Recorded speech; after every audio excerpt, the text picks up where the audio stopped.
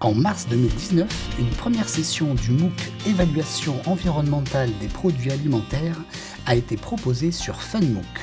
La société ENAF a saisi cette opportunité pour l'intégrer dans la mise en œuvre de sa stratégie d'éco-conception. L'entreprise Jean ENAF est une entreprise qui existe depuis plus de 100 ans. Elle a été créée en 1907, ici même à Pouldreuzic. C'est une entreprise familiale, indépendante. Ça fait partie des valeurs d'ENAF d'intégrer le respect de l'environnement dans ses développements produits. Notamment, on est très en avance sur la gestion du cycle de l'eau, puisque nous avons la chance sur Pouldreuzic de collecter les eaux de pluie qui sont stockées dans notre château d'eau, et ensuite l'eau de ce château d'eau est retraitée et utilisée pour alimenter l'ensemble de l'entreprise en eau.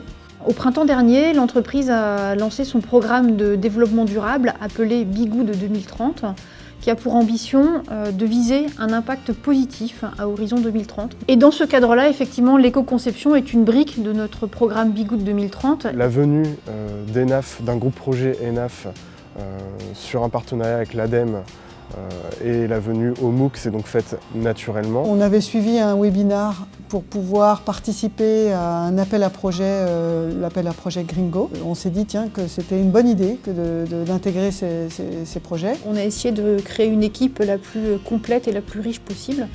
Et donc c'est cette équipe qui a été conviée à suivre le MOOC. Je trouve que c'est un bon système d'apprentissage.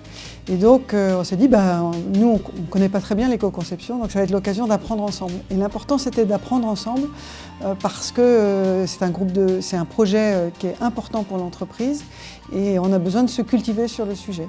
Un groupe projet a été élaboré dans l'entreprise autour d'un sujet d'éco-conception. On avait quand même une idée derrière la tête, c'était de faire un rapprochement avec un groupe projet qui était en cours, qui était sur des recherches d'axes d'amélioration, d'éco-conception sur une gamme de produits frais.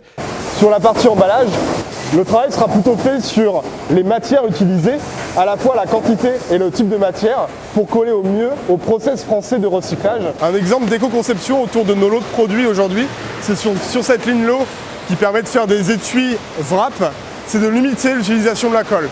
Jusqu'à aujourd'hui, nous faisions un trait de colle sur toute la largeur du produit. Demain, notre machine et avec notre équipe de maintenance, on peut réduire de 50% notre utilisation de colle en venant faire du pointillé sur notre colle. Donc là, si je viens déballer,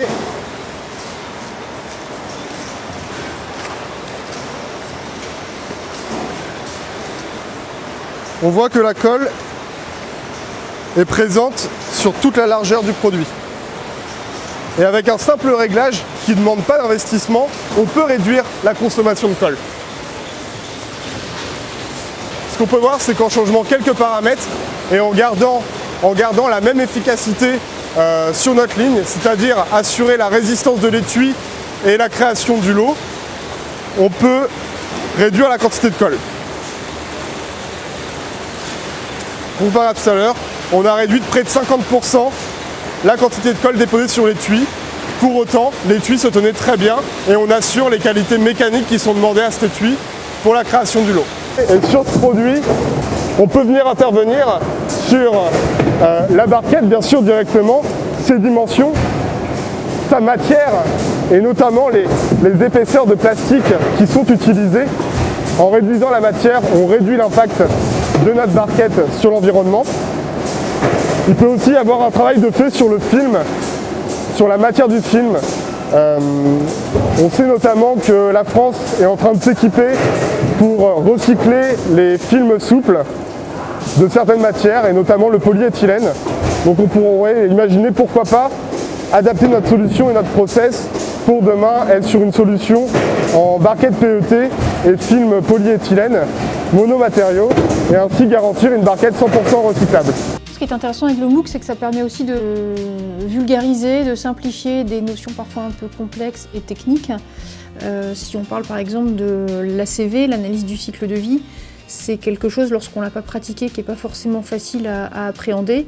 Et le fait de l'illustrer avec des cas concrets et avec des explications d'experts, ça permet de mieux comprendre ce concept d'analyse du cycle de vie. Dans le MOOC était développée cette attention sur les transferts d'impact, c'est-à-dire ne jamais foncer sur une nouvelle solution qui nous paraît innovante et plus respectueuse de l'environnement. Toujours se poser la question de cette nouvelle solution, quel va être ses impacts, puisque l'impact zéro de chaque solution n'existe pas.